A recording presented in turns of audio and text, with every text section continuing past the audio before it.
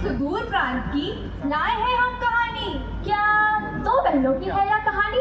अरे हाँ हाँ, जिन्होंने अंग्रेजों की शक्ति कर दी थी पानी पानी। अच्छा, उनके नाम क्या थे यह तो बताओ। उनके कहानी के संकर हमें भी सुनाओ। यह कहानी है दो बहनों की, एक है फूलो, एक है छानो। तो आओ सुनाए आपको 1855 की वह कहानी, अपने अंदाज में, अपनी जुबानी। गुमनाम है वो नाम, गुणगान जिनका ना हुआ। आओ आज उन्हें सम्मान दे, शक्ति की कर उनकी प्रशंसा, इतिहास को हम मान दे।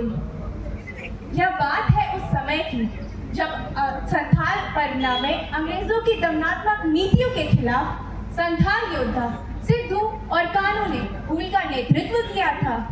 प्रसिद्ध संथाल विद्रोह में अमर नायिकाएं फूलो और छानो के नाम अग्रणीय हैं। और तो और दोनों बहनों ने इस विद्रोह में कई महिलाओं को एकत्रित किया, जैसे स्वतंत्रता सेनानी हरिहर माझी की पत्नी बिलजी मृधा, सिद्धू की पत्नी सुमी मुर्मू, मुंडा की पत्नी माकी मुंडा, और तो और तेलागा खड़िया की पत्नी रत्नी खड़िया। इन सब ने इस विद्रोह में फूलों और छानो का बढ़ चढ़ कर साथ दिया। झारखंड में इन वीरांगनाओं के नाम बड़े ही आदर के साथ लिए जाते हैं। यह दोनों वीर बहादुर सिद्धू और कानू की सगी बहनें थीं। इनका जन्म 1832 में बरहेट के भोगनाडी गांव के साहिबगंज जिले में हुआ था। और तो और यह दोनों जुड़वा बहनें थीं। सिर्फ यही नहीं, दोनों बहनों ने आदिवासी महिलाओं का समूह बनाकर आदिवासी नायकों से कंधा मिलाकर अपने अदम्य साहस का परिचय दिया था। स्वतंत्रता की आग, स्वाधीनता की आशा, कर स्वयं को समर्पित बस विजय की थी अभिलाषा।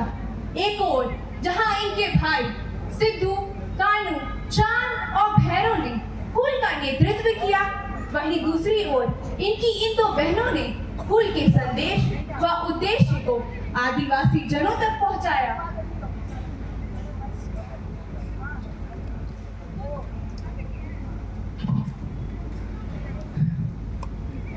दोनों बहनों ने अपनी इस भाइयों का साथ देकर अपने अदम्य साहस का परिचय भी दिया था। दोनों बहनों ने बिना डरे अपने भाइयों का साथ दिया, घर घर गांव-गांव जाकर सूचनाएं एकत्रित की, खजूर की टहनियां पहुंचाई, और तो और उन्होंने रसद भी पहुंचाया।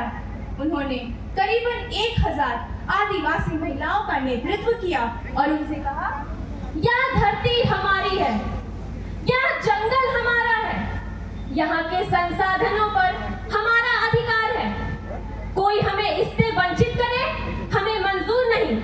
हमें अपने संसाधनों के उपयोग हेतु कर देना पड़ रहा है, हमें सताया जा रहा है। हम कब तक बर्दाश्त करेंगे? गुलामी हमारी संस्कृति में नहीं।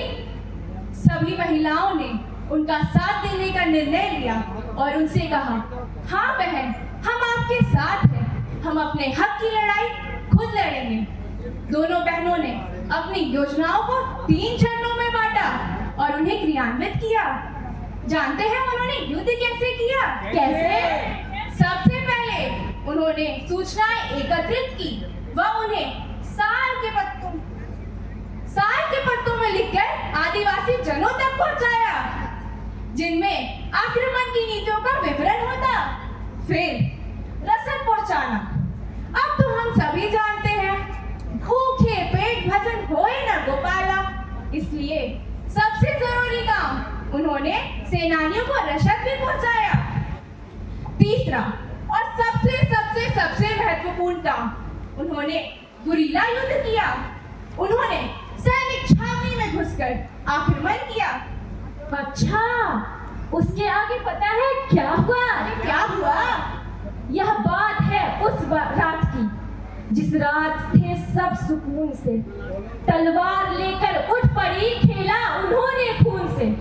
दोनों बहनों ने हुल की आग को इस कदर राजमहल की पहाड़ियों में फैला दिया कि इसकी आग ईस्ट इंडिया कंपनी के मुख्यालय कलकत्ता तक पहुंच गई। कहते फूलों और झाड़ों ने रात के अंधेरों में पाकुड़ के निकट संग्रामपुर में स्थित अंग्रेजों की सैनिक छावनी में घुसकर कुल्हाड़ी से वार कर 21 गोरे सैनिकों को मौत के घाट उतार दिया और अंततः वह खुद भी शहीद हो गई। दोनों बहनों ने न ही सिर्फ अपने भाइयों का साथ दिया, बल्कि उन्होंने कई आदिवासी महिलाओं को एकत्रित कर उनका आत्मविश्वास बढ़ाया और उन्हें आत्मनिर्भर बनाया, उन्हें अपने हक की लड़ाई लड़नी सिखाई। उनका यह बलिदान हम सदैव याद रखेंगे। जय झारखंड, जोहार झारखंड।